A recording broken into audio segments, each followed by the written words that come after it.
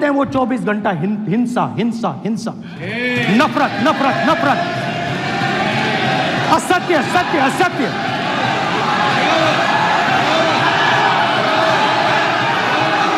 आप हिंदू हो ही नहीं।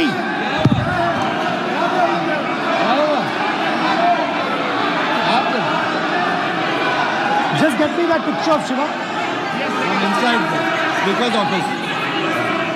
हिंदू धर्म में साफ लिखा है, सत्य के साथ खड़ा होना चाहिए, सत्य से पीछे नहीं हटना चाहिए, सत्य से नहीं डरना चाहिए। अहिंसा हमारा प्रतीक है। अभय मुद्रा ऐसे कीजिए, ऐसे कीजिए, अभय मुद्रा।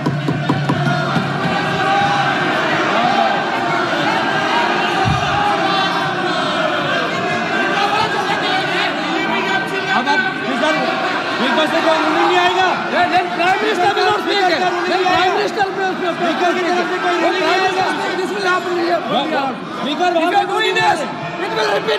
भाई भाई भाई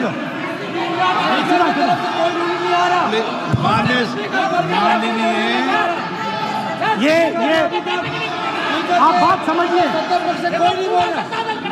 आप बात समझिए। ये इसलिए चिल्ला रहे हैं क्योंकि तीर जाके दिल में लगा है, दिल में जाके तीर लगा है, इसलिए ये चिल्ला रहे हैं। देखो चुप हो गए, देखिए स्पीकर साहब चुप हो गए सब।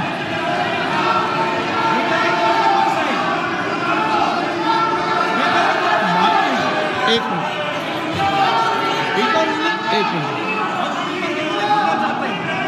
माननीय आप प्रतिपक्ष के नेता हैं, किसी की भावनाओं को ठेस नहीं पहुंचे सर, मुझे बोलने में ध्यान रखना चाहिए।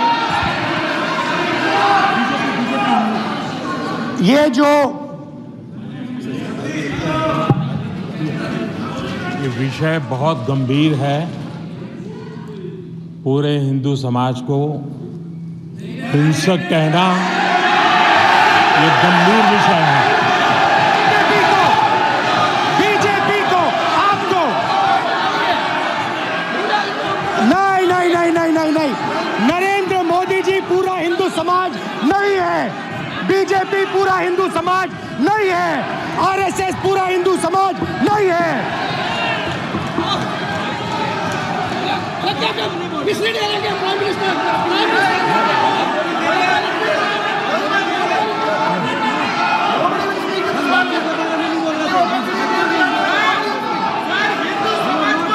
भूपेंद्र यादव जी, ये ठेका नहीं है बीजेपी का। भूपेंद्र यादव जी बोलना चाहते हैं आप? ये सब हिंदू हैं यहाँ पे, ये सब हिंदू हैं। माननीय अध्यक्ष जी, प्रतिपक्ष के नेता आज पहली बार इस सदन को संबोधित कर रहे हैं। मैं दो नियम रूल 349 और रूल 352 के संबंध में आपका ध्यान आकर्षित करना चाहता हूं। सबसे पहले तो प्रतिपक्ष के नेता को बोलने का तरीका आना चाहिए। 349 जो 12 है वो स्पष्ट रूप से कहता है शैल नॉट सिट और stand with back toward the chair. वो लगातार आपकी तरफ पीट करके खड़े हैं, नियमों के खिलाफ है, जो उनको शोभा नहीं देता। दूसरा अध्यक्ष महोदय, नहीं तो एड्रेस करके दूसरा अध्यक्ष महोदय आर्टिकल रूल 352 रूल 2 ये कहता है make personal reference by way of making an allegation imputing a motive to और ए क्वेश्चनिंग द बोना फाइडी। इन्होंने पूरे विपक्ष के सदस्यों पे नहीं बल्कि इससे बाहर जाकर पूरे एक हिंदू समाज के ऊपर एलिगेशन लगाया है। इनकी बोना फाइड गलत है, इनके खड़े होने का तरीका गलत है। सदस्यों में तो लगाया ही है। माननीय अध्यक्ष जी,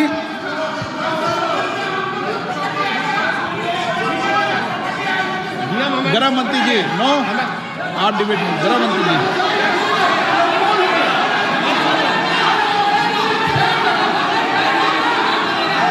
माननीय अध्यक्ष जी, शोर शराबा कर इतने बड़े वाकया को छिपाया नहीं जा सकता। विपक्ष के नेताजी ने कैटेगोरिकली कहा है कि जो अपने आप को हिंदू कहते हैं वो हिंसा करते हैं। मैं फिर से रिपीट करना चाहता हूं, उनका वाक्य था जो अपने आप को हिंदू कहते हैं वो हिंसा की बात करते हैं, हिंसा करते हैं। मान्यवर, इस देश में शायद इनको मालूम नहीं है, करोड़ों लोग अपने आप को गर्व से हिंदू कहते हैं, गर्व से हिंदू कहते हैं। क्या वो सभी लोग हिंसा की बात करते हैं, हिंसा करते हैं? हिंसा की भावना को किसी धर्म के साथ जोड़ना और इस सदन में और संवैधानिक पद पर बैठे हुए व्यक्ति ने, मैं मानता हूं मान्यवर, उन्होंने इसकी माफी मांगनी चाहिए। मान्यवर, मैं उनको एक गुजारिश भी करना चाहता हूं कि इस्लाम में अभय मुद्रा, इस पर इस्लाम के विद्वानों का मत एक बार वो ले ले। गुरु नानक साहब की अभय मुद्रा पर SGPC का मत वो ले ले। और मान्यवर, अभय की बात तो इनको करने का कोई अधिकार नहीं है। आपातकाल में पूरे देश को इन्होंने भयभीत करा है, लाखों लोगों को जेल में डाला और आतंक, वैचारिक आतंक अगर कभी था, वैचारिक आतंक कभी था तो आपातकाल के वक्त था। और मान्यवर, दिल्ली में दिन दहाड़े हजारों सिख भाइयों का कत्लेआम उनके शासन में हुआ। आज वो भय की बात कर रहे हैं। मान्यवर, मेरा आपसे आग्रह है कि श्री राहुल गांधी, नेता प्रतिपक्ष, पहला भाषण होने के बावजूद माफी मांगनी चाहिए, न केवल सदन, पूरे देश की माफी मांगनी चाहिए।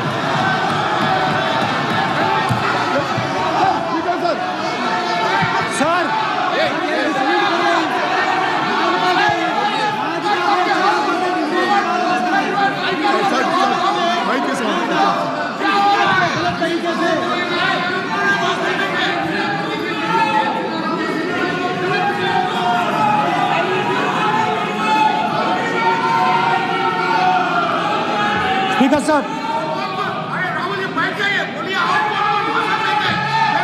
क्या देखो कोई राय नहीं आएगा आपकी तरफ से, बोल दीजिए। तो कल प्रधानमंत्री मोदी जी के समय में सर आप ऐसे रहिए सर। राहुल जी बोलिए। I'm not going to speak until they're quiet.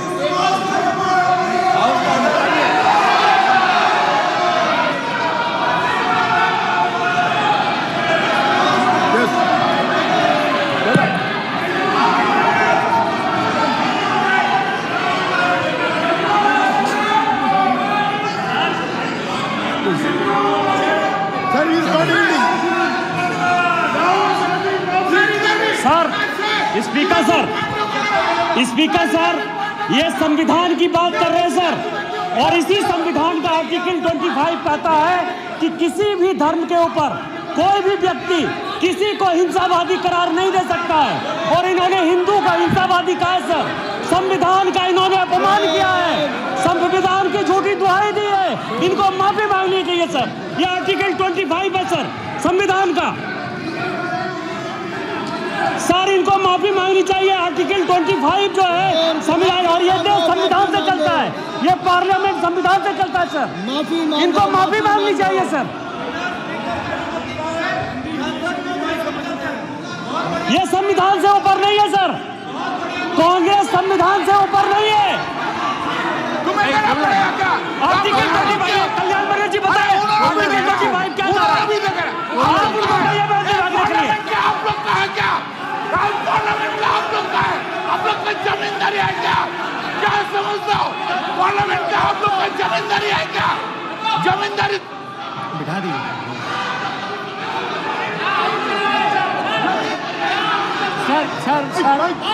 Sir speaker sir, माने प्लीज एक मिनट देता हूं मैं आपको। हिंदू धर्म कहता है। एक मिनट प्लीज मान्य सदस्य प्लीज एक मिनट प्लीज। माननीय सदस्यगण, ये सदन की एक मिनट मैं दूंगा, अलाउ करूंगा आपको। माननीय सदस्यगण, इस सदन की एक गरिमा रही है और हमें संवाद चर्चा करते समय इस सदन की गरिमा को रखना चाहिए और ऐसी कोई भी आपत्तिजनक बात जो पूरे समाज के पर विषय हो, कम से कम प्रतिपक्ष के नेता को बोलते समय ध्यान रखना चाहिए। मैं इसको सीरियस तरीके से देखूंगा।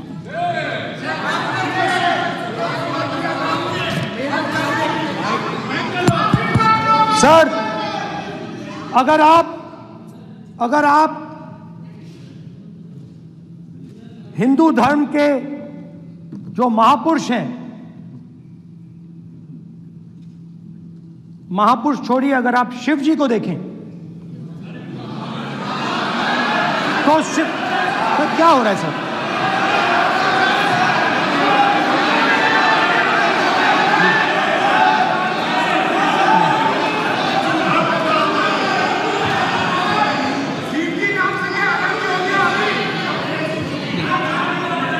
अगर आप शिव जी को देखें तो उनकी इमेज से आपको पता लगता है कि हिंदू डर नहीं फैला सकता, हिंदू हिंसा नहीं फैला सकता, हिंदू नफरत नहीं फैला सकता।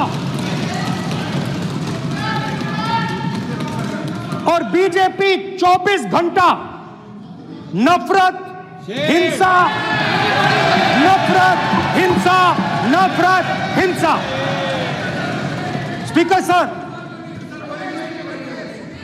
कहां तक इन्होंने डर फैला दिया है?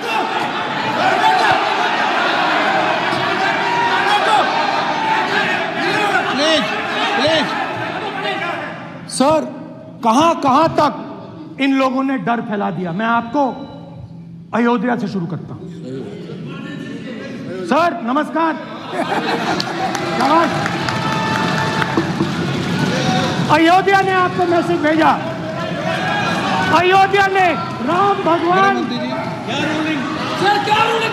मेरा व्यवस्था का सवाल है।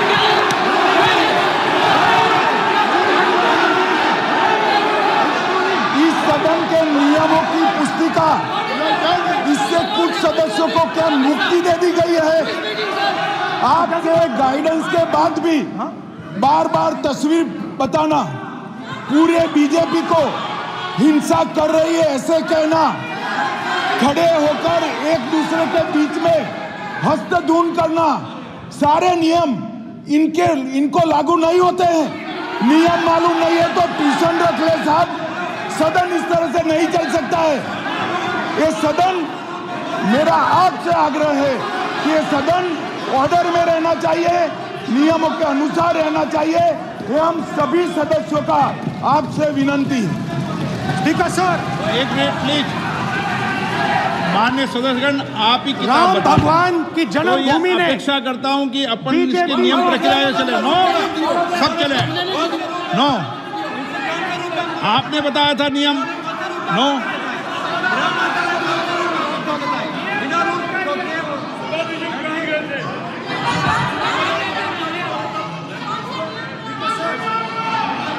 माइक दीजिए सर। हाँ सर, मेरा सवाल है सर, इस माइक का कंट्रोलर किसके हाथ में? प्लीज बैठिए सर, ये ऑफ होता है, प्लीज माने बीच में बैठिए ऑफ हो प्लीज। ये बार कई बार विषय उठ गई और बहुत गंभीर, और माननीय सदस्य, आप प्रतिपक्ष के नेता हैं, आप सदन के बाहर भी ये बात कहते हैं कि माइक बंद कर देते हैं। मैंने कई बार आग्रहपूर्वक किया कि आसन पर इस तरीके का आरोप नहीं लगाएं। नो प्लीज बात सुनिए। आसन पर सभी दल के प्लेज, आसन पर सभी दल के लोग बैठते हैं और सभी दल के लोग सभापति तालिका पे हैं और सब जानते हैं कि एक व्यवस्था होती है, जिस भी माननीय सदस्यों को आग्रह किया जाता है बोलने का वो बोला जाता है और जिसको आग्रह नहीं किया जाता उसका माइक चालू नहीं होता। आप बोलने के लिए खड़े, आपका माइक कभी बंद नहीं हुआ, कभी बंद नहीं हुआ। आप अगर आसन में जो भी विराज रहे हैं वो अगर आपका नाम नहीं पुकारते हैं तब माइक चालू नहीं होता। ये व्यवस्था हमेशा इस सदन की रही है, पुराने में भी और नए में भी। कभी आसन पे व्यक्ति पर माइक का कंट्रोल नहीं होता। दूसरा, माननीय प्रतिपक्ष के आप नेता हैं और आपसे ये अपेक्षा की जाती है कि आप लोकसभा की प्रक्रिया का संचार नियम का पालन करें, संविधान की जो व्यवस्थाएं दे रखी है उसकी पालन करें और सदन में बोलते समय किसी भी धर्म को के ऊपर ऐसा आक्षेप नहीं करें जिससे पूरे देश के अंदर विषय पैदा हो। ये आपसे अपेक्षा की जाती है। सर, मैं बिल्कुल आपकी रिस्पेक्ट करता हूं स्पीकर सर, मगर मेरे भाषण के बीच में सच्चाई ये है कि माइक ऑफ हो जाता है। मैं क्या करूं, हो जाता है वो। अब आपने देखा मैंने अयोध्या शब्द यूज किया और माइक ऑफ हो गया। नो, अरे ये प्रधानमंत्री मोदी जी के टाइम में आधा आधा पैरा आएगा क्या? तो अयोध्या ने राम भगवान की जन्मभूमि, प्लीज ब्रदर, राम भगवान की जन्मभूमि ने बीजेपी को मैसेज दिया और ये आपके सामने मैसेज बैठे हुए हैं। मैंने इनसे पूछा, कल कॉफी पी, इनसे मैंने पूछा बताइए ये हुआ क्या। बीजेपी ने राम मंदिर का इनॉग्रेशन किया, बोलने दीजिए, राम मंदिर का इनॉग्रेशन किया। अरे भाई आप हार गए, उसको सहन करिए। नाम बोलने की कोई जरूरत नहीं है, मैं भाषण दे रहा हूं, आप नहीं दे रहे हो। मुझे बोलना है जो बोलना है, मुझे नाम लेने की कोई जरूरत नहीं, मुझे जो बोलना है मैं बोलूंगा। तो अयोध्या ने मैसेज दिया और मैंने इनसे पूछा कि हुआ क्या, और इनका जवाब आया। मैंने उनसे पूछा कि आपको कब पता लगा कि आप अयोध्या में जीत रहे हो, और आपने कहा पहले दिन से मुझे पता था। सही बात। और मैंने कहा ये क्या हुआ, उन्होंने कहा राहुल जी, अयोध्या में एयरपोर्ट बना, अयोध्या की जनता से जमीन छीनी गई और आज तक उन्हें मुआवजा नहीं मिला है। उन्होंने कहा, सही बात, उन्होंने कहा कि अयोध्या में जो भी छोटे छोटे दुकानदार थे, जो भी छोटी छोटी बिल्डिंग्स थी, उन सारों को तोड़कर गिरा दिया गया और उन लोगों को सड़क पर कर दिया गया। इन्होंने यह भी कहा कि अयोध्या के इनॉग्रेशन में अयोध्या की जनता को बहुत दुख हुआ, क्योंकि इनॉग्रेशन में अदानी जी थे, अंबानी जी थे, मगर अयोध्या का कोई नहीं था। और ये कारण था कि अयोध्या की जनता में, उनके दिल में नरेंद्र मोदी जी ने भय डाल दिया। उनकी जमीन ले ली, उनके घर गिरा दिए और फिर अयोध्या के गरीब लोगों को, किसानों को, मजदूरों को मंदिर के इनॉग्रेशन तक नहीं जाने दिया। मंदिर के इनॉग्रेशन छोड़ो, उसके बाहर भी नहीं जाने दिया। और इसीलिए अयोध्या की जनता ने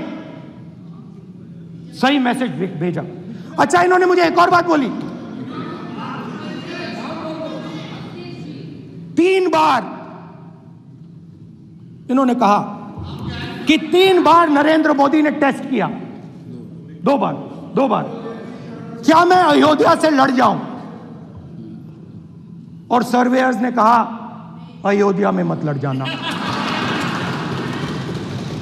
अयोध्या में मत लड़ जाना, अयोध्या की जनता हरा देगी।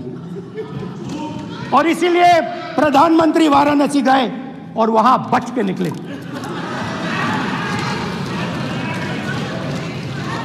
तो अयोध्या की जनता को डराया, पूरे देश को डरा दिया। मैं आपको बताता हूं, आज सुबह में आया,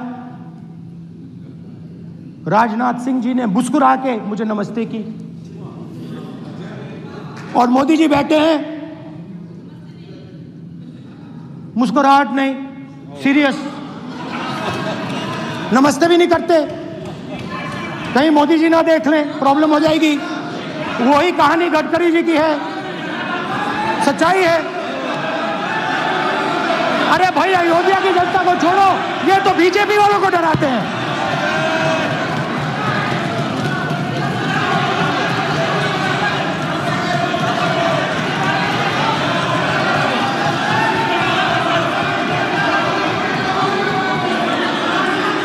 माननीय सर क्या है? माननीय एक मिनट, माननीय प्रतिपक्ष के नेता, एक मिनट, माननीय प्रतिपक्ष के नेता, आप सदन के वरिष्ठ नेता हैं। मेरा आपसे आग्रह है कि राष्ट्रपति अभिभाषण पर डिबेट हो रही है, इसकी गरिमा, राष्ट्रपति अभिभाषण की गरिमा रखे ना। ये तो अपेक्षा आपसे सब करते हैं कि आप राष्ट्रपति अभिभाषण पे बोले, नीतियां पे बोले, कार्यक्रमों में बोले। अब व्यक्तिगत रूप से नहीं, अगर आप ये उचित मानते हैं क्या? स्पीकर सर, ये उचित है? अगर आपकी पार्टी इसको उचित मानती है तो मुझे कुछ नहीं कहना। स्पीकर सर, माननीय अध्यक्ष जी, लोकतंत्र ने और संविधान ने मुझे सिखाया है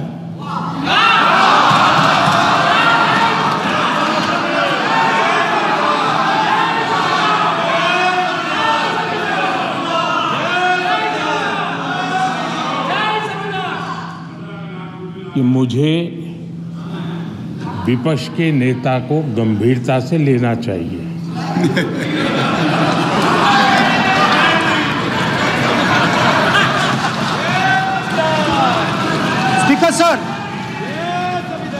स्पीकर सर, आपने कहा कि डिबेट प्रेसिडेंट्स एड्रेस पे होनी चाहिए। ये जो मैंने किया है, अनुराग ठाकुर जी ने अयोध्या की बात की थी, अनुराग ठाकुर जी ने सनातन धर्म पर आक्रमण की बात की थी, इसीलिए मैंने ये किया है। मैं दिखाना चाहता हूं कि अयोध्या में क्या हुआ, अयोध्या की सच्चाई क्या थी। प्रेसिडेंट्स डिबेट में उन्होंने बात उठाई थी, मैंने बात बंद की। प्रधानमंत्री जी को अच्छी लगी अयोध्या के बाद अच्छी लगी, डर फैलाया और ऑपोजिशन का रिस्पांस, एक साथ मिलकर भारत जोड़ो यात्रा, सारे के सारे ऑपोजिशन, पूरा देश एक साथ मिलकर कन्याकुमारी से कश्मीर तक चला। और जो आपने डर फैलाया, उसके बारे में यात्रा में बहुत कुछ सुनने को मिला।